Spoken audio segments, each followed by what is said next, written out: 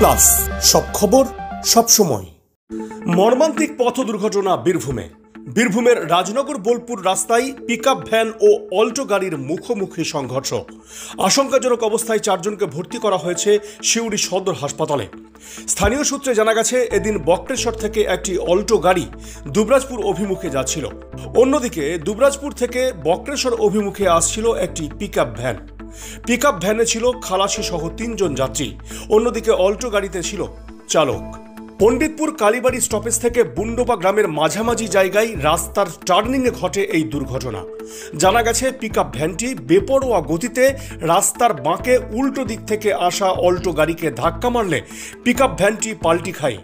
অন্যদিকে সজোরে ধাক্কা মারার ফলে অল্টো গাড়ির সামনের অংশ দুমড়ে মুচড়ে যায়।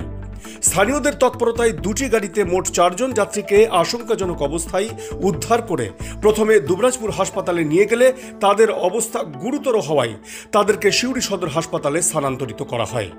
ঘটনার খবর পেয়ে দুবরাজপুর থানার পুলিশ ঘটনাস্থলে এসে পরিস্থিতি সামাল দেয়।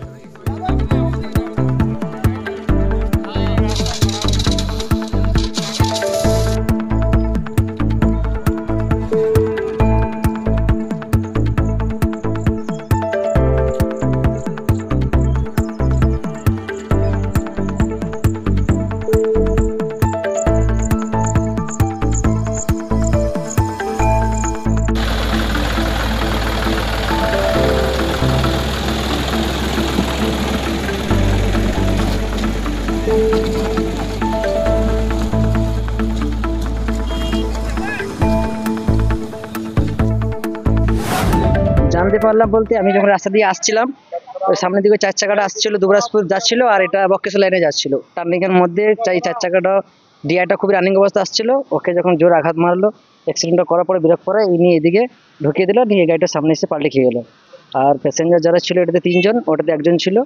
এর 3 জনের খুব সিরিয়াস। ও কিন্তু ছোট 4 চাকাটার সিরিয়াসটা একটু বেশি, বাচ্চার সম্মানটা খুবই কম। না, ওটাতে শুধু ড্রাইভারই ছিলেন। এটাতে ছিলেন 3 জন।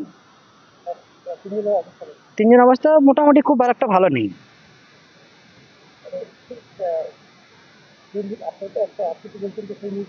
হ্যাঁ, সেই মুহূর্তের লক্ষ্যে বলতে আমি আসছিলাম, আর ওই গাড়িটার পেছনে আমি আসছিলাম। আমি তার আগে ওই 4 চাকাটার পেছনে, ঠিক যখন অ্যাক্সিডেন্ট হয় তো আমি আগেই থেমে যাই। তারপরে আসার পরে ওনারা যখন অ্যাক্সিডেন্ট করলো, তখন দৌড়ে আরও সবাই মাঠে চলে এলো। জোরে খুব বিকট আওয়াজ হলো, আর লোক সব ছুটে এলো।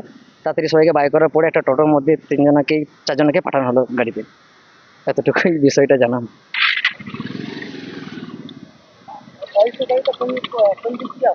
অল্টো গাড়িটা আপনার বক্রেশ্বর ধার থেকে দুবরাজপুর যাচ্ছিল।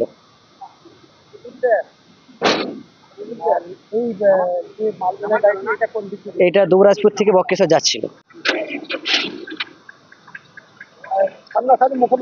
হ্যাঁ, মানে মেরেছে ডিআইটা, সামনাসামনি হিঁচে ডিআইটা টার্নিং রাস্তার মধ্যে হয়ে গেছে। সুবর্ণ সুযোগ, সুবর্ণ সুযোগ, সুবর্ণ সুযোগ। আপনি কি অডিশন দিতে চান, অংশগ্রহণ করতে চান জি বাংলার জনপ্রিয় অনুষ্ঠান দিদি নাম্বার 1 এবং রান্নাঘর অনুষ্ঠানে? এবার অডিশন হবে আপনার এলাকায়।